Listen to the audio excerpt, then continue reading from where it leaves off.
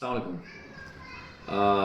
SC 2026 অথবা যারা class 9 বা 10-এ পড়ো, তোমাদের জন্য একটা ইনফরমেশন হচ্ছে যে আমরা যে প্রশ্ন লিখি, যে আমাদের যে প্রশ্নগুলো আসে প্যাসেজ থেকে, যে প্রশ্ন লিখি, এখানে অনেক স্টুডেন্ট কী করে, প্রশ্ন বড় করে ফেলে, অনেক বড় করে ফেলে, ইররিলেভেন্ট অনেক কিছু লিখে। আসলে এটা ইররিলেভেন্ট লেখার কোনো প্রয়োজনই নাই, বা আর বড় করলেই যে নাম্বার বেশি আসবে এমন কথা না। প্রশ্নে যতটুকু চাওয়া হয়েছে ঠিক ততটুকু লিখলেই কিন্তু একজ্যাক্ট নাম্বারটা পাওয়া যায়। একটা কোশ্চেন সর্বোচ্চ 2 সেন্টেন্স বা 2 সেন্টেন্স বা 2.5 সেন্টেন্সের মধ্যে কমপ্লিট করলে কিন্তু সুন্দর হয়। আর প্রশ্নগুলো চেষ্টা করবা কমপ্লেক্স সেন্টেন্সে আনসার করার জন্য, যদি তোমার মার্কস বাড়ানোর জন্য আর কি।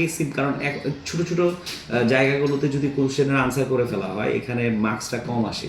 সেক্ষেত্রে এই জিনিসটা একটু খেয়াল রাখতে হবে, হ্যাঁ।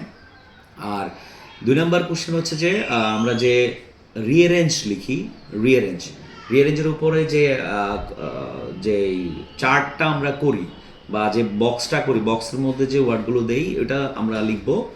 যদি সময় থাকে পরবর্তীতে রিঅ্যারেঞ্জটার যে পুরোপুরি প্যাসেজটা আমরা লেখার চেষ্টা করব, ঠিক আছে। এই জিনিসটা গুরুত্বপূর্ণ, হ্যাঁ।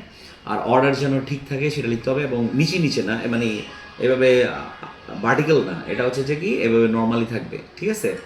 সো এটা গেল। তারপর হচ্ছে সামারি রাইটিংয়ের সবচেয়ে ইম্পর্টেন্ট পার্ট হচ্ছে সামারিটাকে পুরোটা যে প্যাসেজটা দেওয়া থাকবে এটা ভালো করে পড়তে হবে। পড়ে 1/3 অফ দ্য প্যাসেজ, মানে প্যাসেজের 3/1 লিখতে হবে।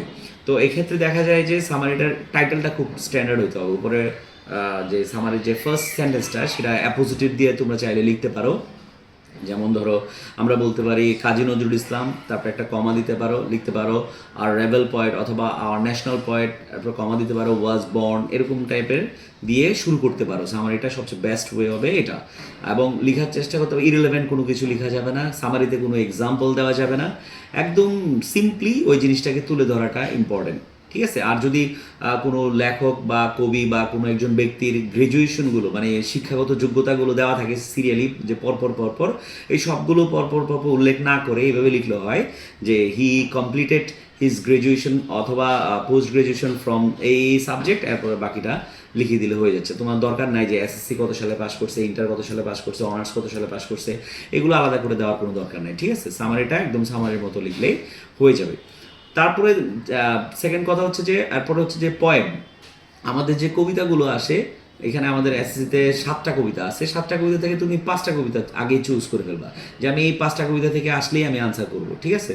সো 5টা কবিতা থেকে যেই কবিতাগুলোর যে উত্তরটা লিখতে হয়, এগুলো কবিতার মূল ভাবের উপরেই ম্যাক্সিমাম উত্তরগুলো থাকে। কিছু কিছু ওয়ার্ড থাকে যাদের এক্সপ্লেনেশন করতে হয়, এখানে এক্সপ্লেনেশন করার বেলায় ওয়ার্ডগুলোকে তোমার আইডেন্টিফাই করে ওটার মিনিংটা কী চাইছে এবং কবিতাতে সেই মিনিংটা কী চাইছে সেটা লিখতে হবে। যেমন সবচেয়ে পপুলার একটা কবিতা হচ্ছে ওমিও লাইফ। ওমিও লাইফে দুটা ইম্পর্টেন্ট শব্দ হচ্ছে, একটা হচ্ছে সর্ডেড আর একটা হচ্ছে প্লডিং, ঠিক আছে। আমরা জানি সর্ডেড মানে হচ্ছে যে মোরালি ব্যাড, জাস্ট এতটুকু লিখে দিলে একটা স্টুডেন্টকে 2 মার্কস দিবে বলে আমার মনে হয় না। সুতরাং মোরালি ব্যাড লেখার পরে এইটা কেন কবিতাতে মোরালি ব্যাড, বা এইটা কোন রিজনে মোরালি ব্যাড হয়েছে, এই জিনিসটা এক্সপ্লেন করে দিলে 2 লাইনের মধ্যে ইনশাল্লাহ ফুল মার্কস পাওয়া যাবে বলে আমি মনে করি, ঠিক আছে। ধন্যবাদ।